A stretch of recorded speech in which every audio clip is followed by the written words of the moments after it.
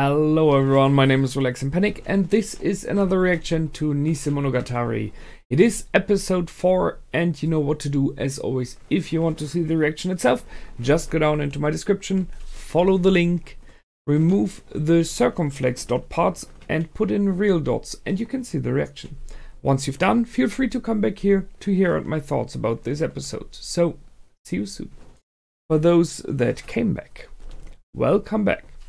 Now that was a mixed episode, or full of confusion and once again a lot of tension in very many ways. So let's go through it, right? Well, first thing first, I really like the intro music using like a heavy electronic guitar, e-guitar. I really liked that it got me instantly because there was a little bit of a difference to the other ones. And then we started off with the Fire Sisters and surprisingly Hanekawa as well. So the call, the distress call of I need you here immediately was not from one of the sisters, it was from Hanekawa. And Araragi is a little bit upset because there seems to be no real reason, and was about to, like, you know, clench his fist at his sisters, which Hanekawa instantly took as, so you are abusing your sisters, so you are hitting your sisters. And we had the background story on Hanekawa. I remember that that there was some kind of violence in her home. So although it goes a little bit into the direction that the girls are playing him again, it has a real background, so it was okay that she stopped him there. And interestingly, it was Karen, so the big sister, that then jumped in front of him and defended him. And that shows a little bit about the relationship of those siblings here. Yes, he's the big brother, you know, so and he has a temper, he loses it from time to time. But we know that Karen and him did train in the past, so she's like, I will punch back, and if that doesn't work, then I will bite him. Which, by the way, is very fitting, seeing that he's like a vampire, so biting him is... You're not the first one then. But there is a... I think it's a normal and healthy relationship between siblings, what they have. And when it was about something else, so that Hanekawa kind of stated that they have like that he's like a little bit bullying his sister, something like that. It was the little sister that jumped in and protected him and defended him with words. So although we have seen him in the past always saying that his little sisters are the worst, you know, like very complicated and it's not easy with them, they do defend him, and he does instantly move out when they are in danger. So it is a typical and a very good relationship between siblings, as it should be. So that was good. That was good. There's a reason that Hanekawa is there, as we learned later on.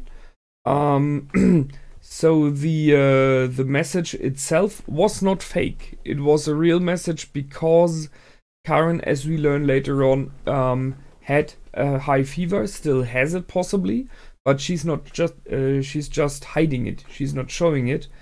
So Hanekawa sent the message because, well, we have seen that Araragi Koyomi did help her in the past, so he's able to deal with supernatural stuff, and possibly that's why she called.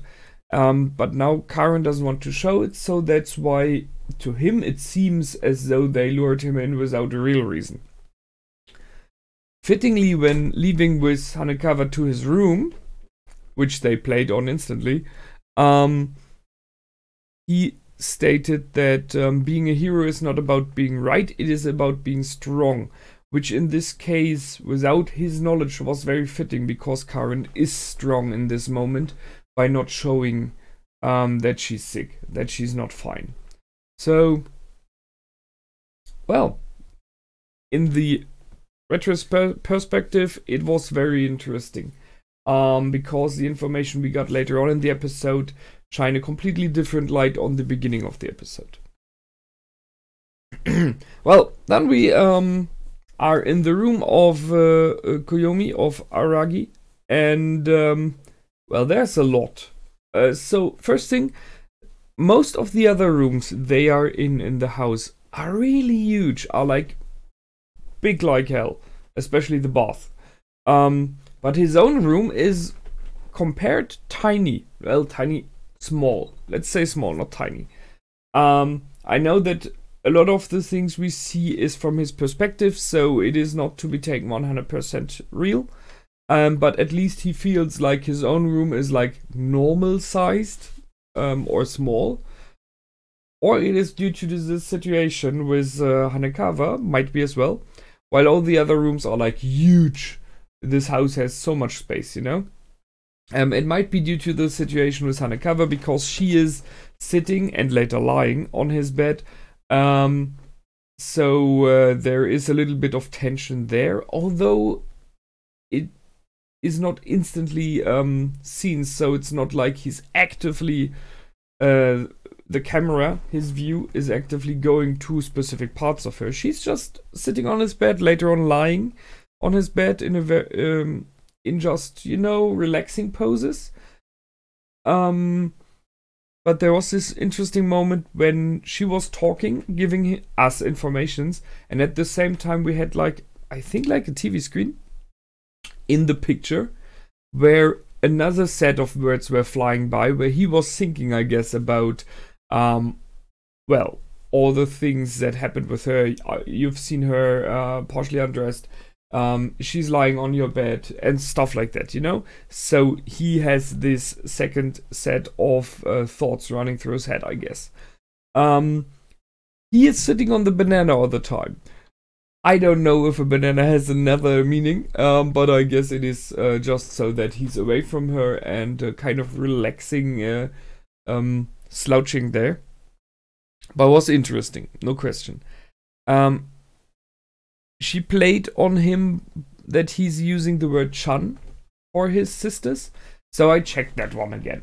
I know a lot of you already wrote me in the past the meanings of chan, kun, and so on. So the Japanese, I'm not sure if it is endings, but you know what I mean, that they have specific meanings. So for chan, I'm aware that it is a word that is used for siblings, but generally when they are younger, and I guess it is about being very small, so like below 10. But chan can be used or is used additionally for someone from the opposite gender which you feel kind of an affection for. So that's what she's playing on. By the way that he calls his sisters chan, she tells him that he is thinking of his sisters in a not appropriate way.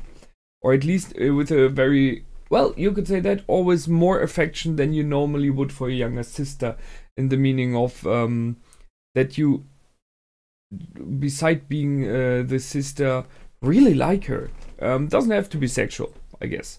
It can be, but it doesn't have to be. So in the end, the fact that he is always playing like, aha, my sisters are the worst, then he calls them chan, so he likes them more than he admits. And he really stumbles about these words again and again, but in the end he goes with it. So he kind of agrees with it, which I like. So that's one thing. And then we finally, first thing, Oshino said that what worries him, Oshino Meme, what worries him about Hanekawa is the fact that she is too smart.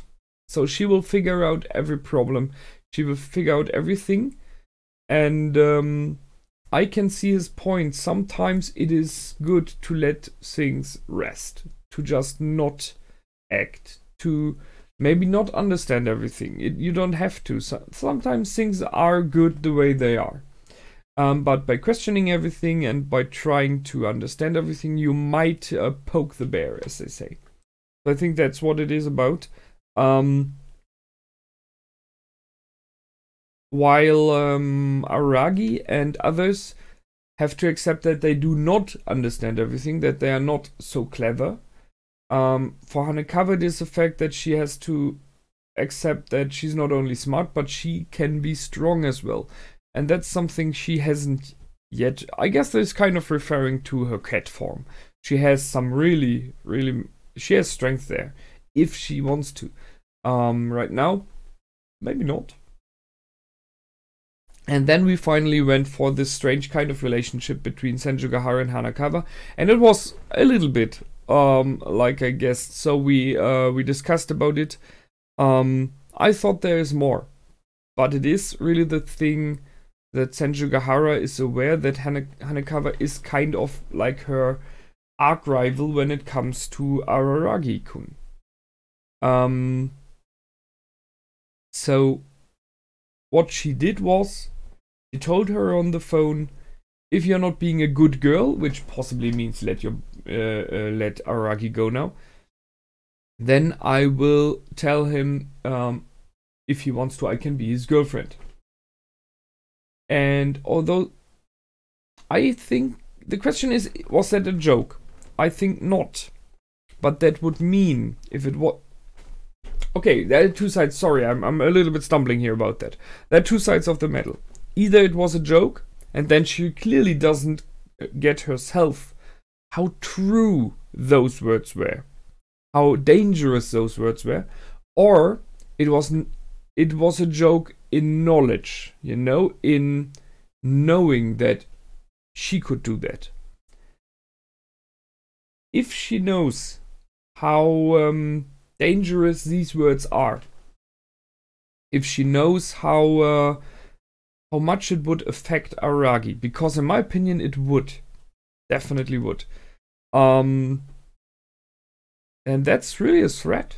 I mean, this is, we discussed this the last time. I discussed about it, the fact that Sanjougahara is aware that Hanekawa loves Araragi, truly does, and by giving him up so that Sanjougahara can have her relationship with him, Sanjougahara is kind of in debt to Hanekawa. So I guess that's what she played on this debt. But it is true. If she would ever truly ask Araragi that she's available to be his girlfriend, saying, if you want me, I am here. Let's be together.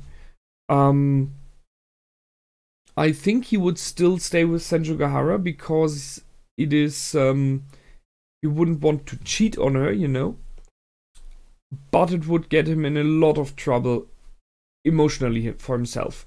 If Hanekawa would say it truthfully, you know, in a real way, in one way you really believe it, that she means it.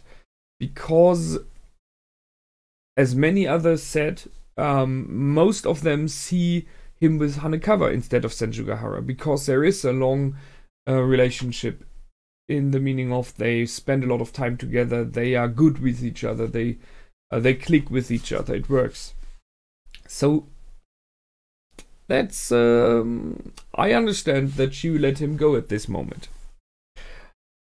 Question is if this might be a problem in the future, because thus Hanekawa used this power on Sanjougahara. I have to ask myself what Sanjougahara's reaction will be. Will there be a discussion between those two? Will there be something else happening? Kind of waiting for it. So,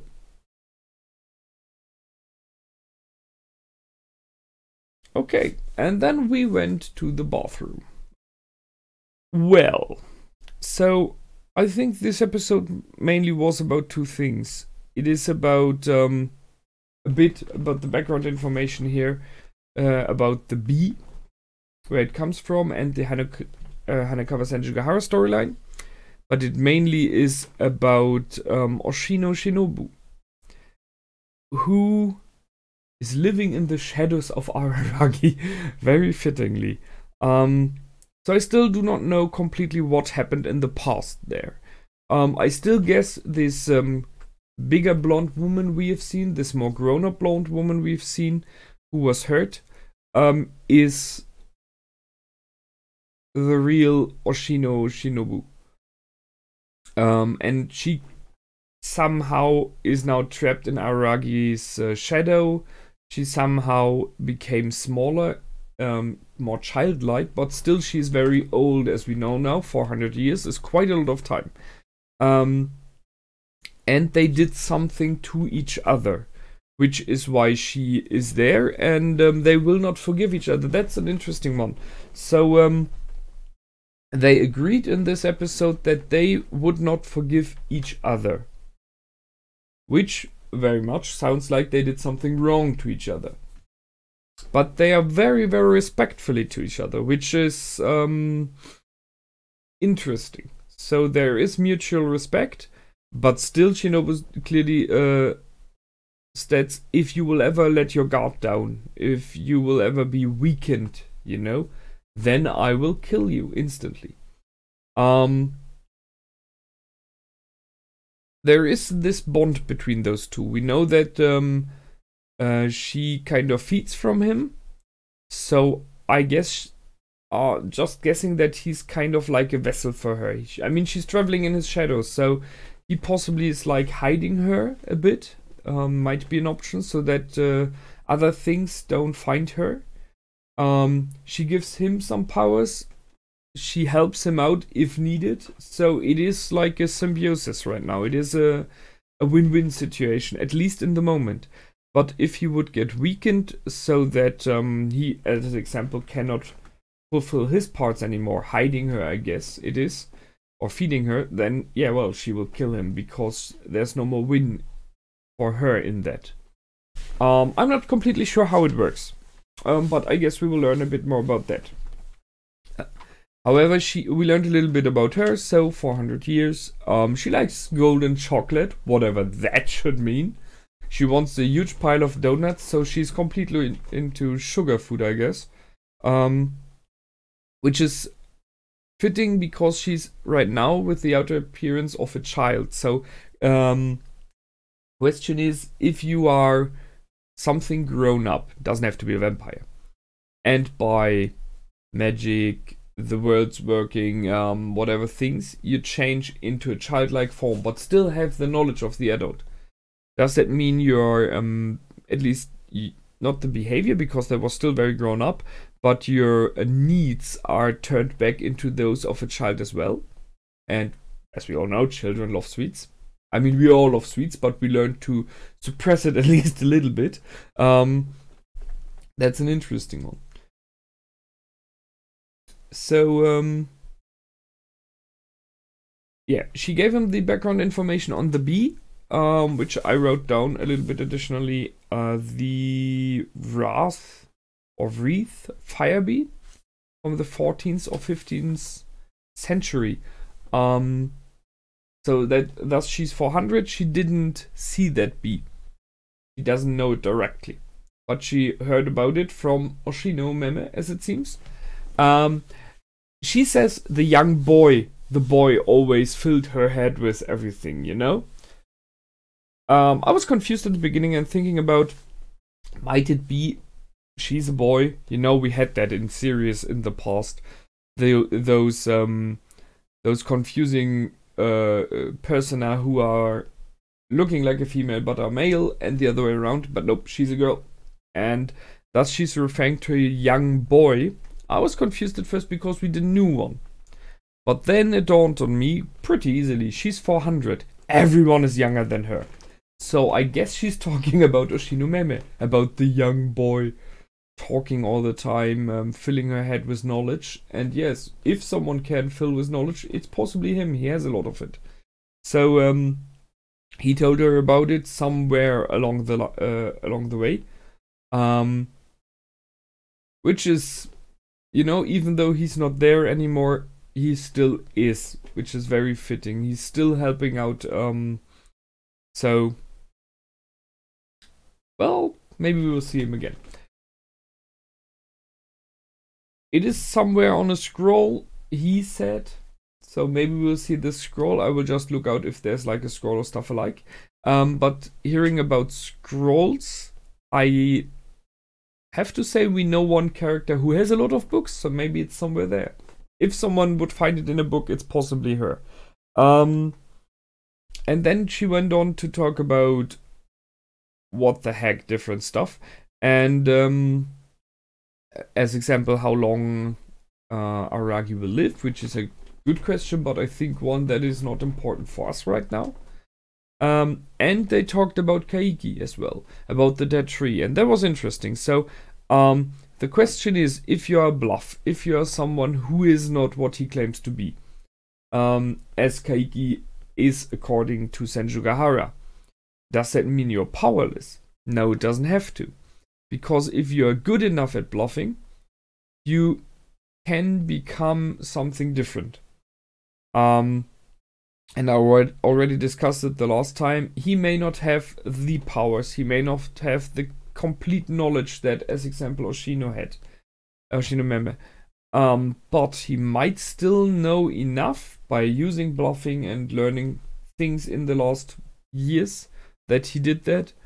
He might know enough to know some things about the supernatural, which is mainly stuff he uses to improve his bluffing abilities. So maybe he is someone who has found one of those bees in the past by accident, you know, or who at least who may not know how to cure it, but who may know how to create a problem.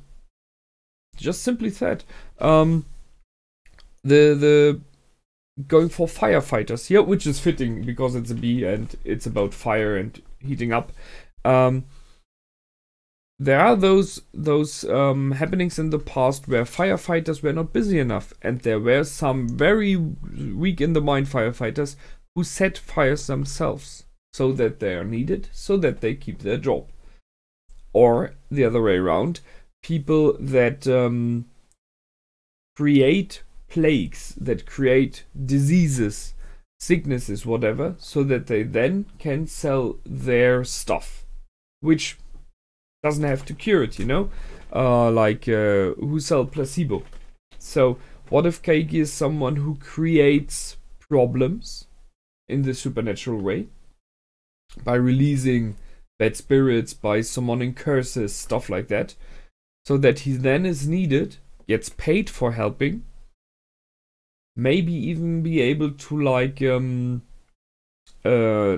lessen the burden or putting it on a hold for a specific amount of time, and then goes away with your money and everything you gave him, while the curse or the abomination comes back. So he just pushes them away for an hour or a day. Something like that. It would be working, you know. He could make his money out of it. So maybe that's it.